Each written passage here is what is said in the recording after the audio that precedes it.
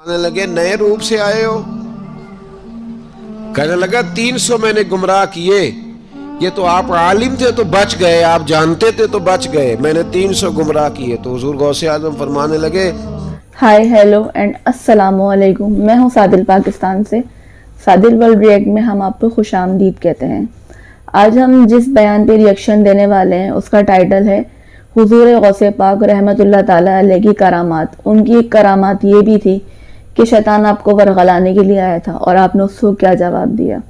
حضور غوث پاک رحمت اللہ تعالیٰ علیہ اپنے وقت کے ولیوں کے بہت بڑے سردار گزرے ہیں۔ حضور غوث پاک رحمت اللہ تعالیٰ علیہ نے عشاء کے وضو سے 40 سال تک فجر کی نماز بھی ادا کری۔ پیر اجمل صاحب اس بیان میں کیا فرماتے ہیں؟ چلے آئیں بیان کی طرف چلتے ہیں۔ وسوسہ تو ایک طرف رہ گیا، اگر وہاں شیطان بھی آئے تو ٹک نہیں سکتا، تو بھاگ جاتا ہے، وہ تو بھاگ جاتا ہے، شیطان بھاگ جاتا ہے۔ حضرت سیدنا غوث اعظم رضی اللہ تعالیٰ عنہ کے پاس آیا تھا، شیطان حضور غوث پاک کے پاس آیا تھا، آتا ہے پر اللہ والوں کے پاس ٹکتا نہیں، آ جاتا ہے، ٹکتا نہیں۔ حضور غوث اعظم رضی اللہ تعالیٰ عنہ نے 40 سال اللہ کی عبادت کی، 40 سال۔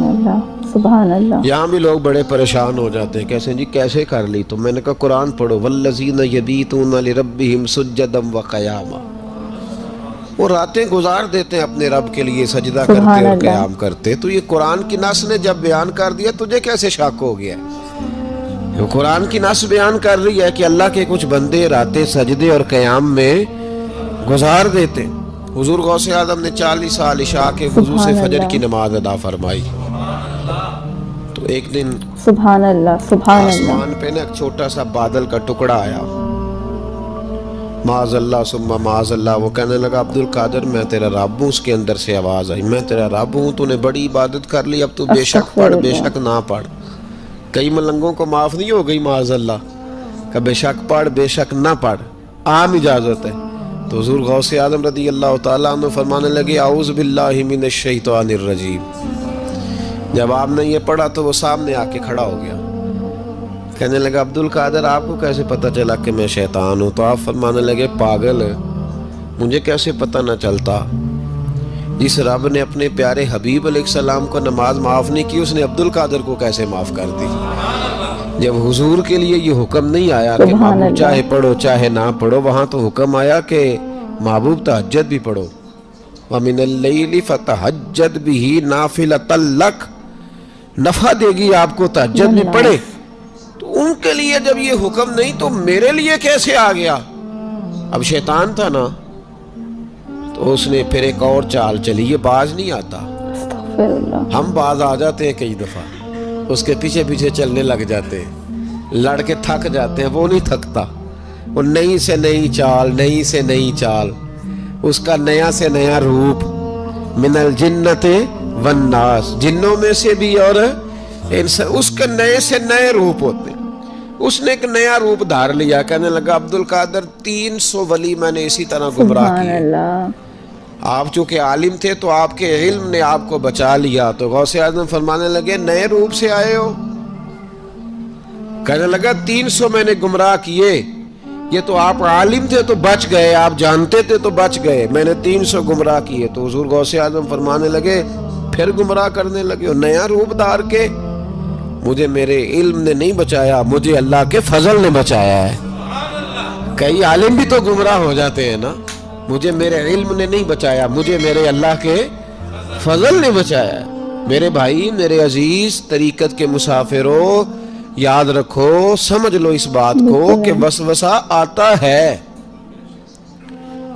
وسوسہ، دو قسم کے مہمان آتے ہیں، دو قسم کے مہمان۔ ایک مہمان وہ آتا ہے جو آتا ہے تو بندہ توجہ نہیں کرتا، وہ خود کہتا ہے اس نے نہیں میری طرف توجہ کی، وہ مہمان چلا جاتا ہے، پتہ نا آپ کو۔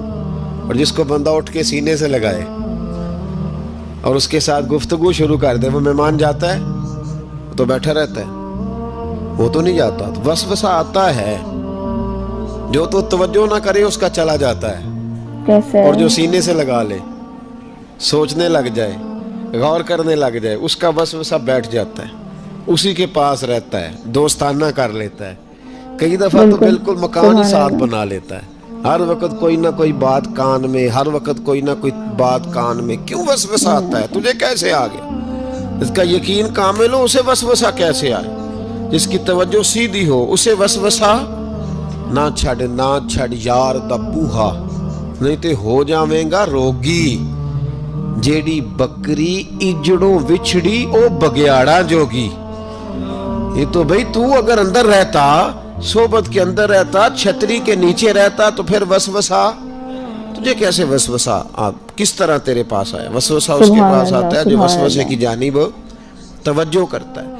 बहुत ज्यादा लोगों को बदगुमानी होने लगी है, बहुत ज्यादा वसवसे आने लगे हैं, बहुत ज्यादा ख्याल होने लगा है, बहुत ज्यादा तवज्जो होने लगी है। बड़ी लोगों का मेयार इस तरफ जाए, हर चौथा आदमी आके कहता है बुरे ख्यालात आते हैं। क्यों भाई बुरे ख्यालात आते हैं? कैसे आ गए? हमारा तो दिल ही एक है और दिल में यार भी एक है, दूसरे के लिए जगह ही कोई नहीं, तो वसवसा कैसे आएगा? हम तो उसके दीदार से आज तक फारिग नहीं हुए, तो गैर की तरफ देख कैसे लिया? ये कैसे हो गया? मुमकिन कैसे हुआ? अपने आप को समेटे, इन वसवसों से अपने आप को बचाएं, इन पर कतई तौर पर कोई तवज्जो न दे। और अगर कभी आ भी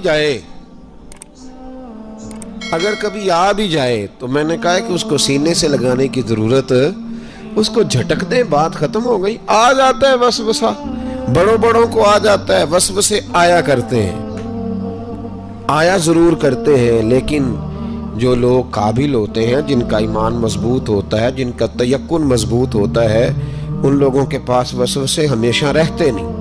एक अहम बात इस्लाह की जो समझनी बड़ी जरूरी है, आपके लिए बड़ी जरूरी है। आपने ये गौर करना है कि वसवसा आता कहां से है। कोई नहीं समझ आई आपको मेरी बात की? नहीं आई होती तो आप बड़ी दूर पहुंच चुके होते। सर्दी बड़ी ज्यादा थी कमरे में, तो कहीं से हवा आ रही थी ठंडी, तो अब ठंड बड़ी लग रही थी, तो बंदे ने फौरन उठ के भला क्या करना होता है? नहीं, वो पता नहीं कितों आ रही बारी दी, तो अभी गाली है ना जी। जी, तो आपने सुना पीर अजमल कादरी साहब ने क्या बयान दिया। इस बयान में हमने ये सुना कि शैतान आप रहमतुल्लाह ताला अलैह को वरगलाने के लिए आया था। कह रहा था कि ए कादिर, मैं तेरा रब हूँ माज़अल्लाह। पर हज़रत शेख अब्दुल कादिर जिलानी रहमतुल्लाह ताला अलैह ने अल्लाह ताला के फजल करम से उसको पहचान लिया कि ये शैतान है। आप रहमतुल्लाह ताला अलैह ने क्या कहा शैतान को? उन्होंने कहा कि जब मेरे महबूब सल्लल्लाहु ताला अलैहि वसल्लम पे मेरे रब ने नमाज माफ़ नहीं की, तो मैं कौन होता हूँ आज जिसके ऊपर नमाज माफ़ हो गई। इस पूरे बयान में मतलब ये था कि शैतान भी वसवसे पैदा करता है। हम इंसानों के बीच में भी वसवसे आते हैं और बेइंतहा वसवसे आते हैं। अगर हम वो वसवसे आने का जरिया ही बंद कर दें, उन पर तवज्जो नहीं दें, तो हम कभी भी भटक नहीं सकते। शैतान का काम तो हर वक्त हमें बहकाना है, लेकिन हमारा यकीन अगर मजबूत हो, हम कामिल ईमान पर हो, तो कभी भी हम डगमगा नहीं सकते। आपने देखा होगा ना कि पीर अजमल साहब क्या कह रहे थे, दो तरह के मेहमान होते हैं। एक वो जिनको हम इग्नोर कर देते हैं, हम बोलते खुद ही चला जाएगा, और एक वो जिनको हम बहुत इम्पोर्टेंस देते हैं, मतलब तवज्जो रखते हैं उनकी हम बहुत ज़्यादा। तो वसवसे भी ऐसे ही हैं कि जब हमारे कान में शैतान वसवसे डाले, हमारे दिल में डाले, हमें झटक देना चाहिए, उन पर तवज्जो नहीं देनी चाहिए। आजकल घरों में झगड़े हैं, लड़ाई झगड़े, सब इसी वसवसों की वजह से। शैतान का काम ही है ये झगड़ा डालना। आप लोग वसवसे अपने दिलों में आने मत दीजिए। अगर आपको मेरी वीडियो पसंद आए तो प्लीज़ लाइक, शेयर, कमेंट ज़रूर कीजिएगा। मेरे पाकिस्तान में और इंडिया के रहने वाले भाई बहनों को अस्सलाम वालेकुम।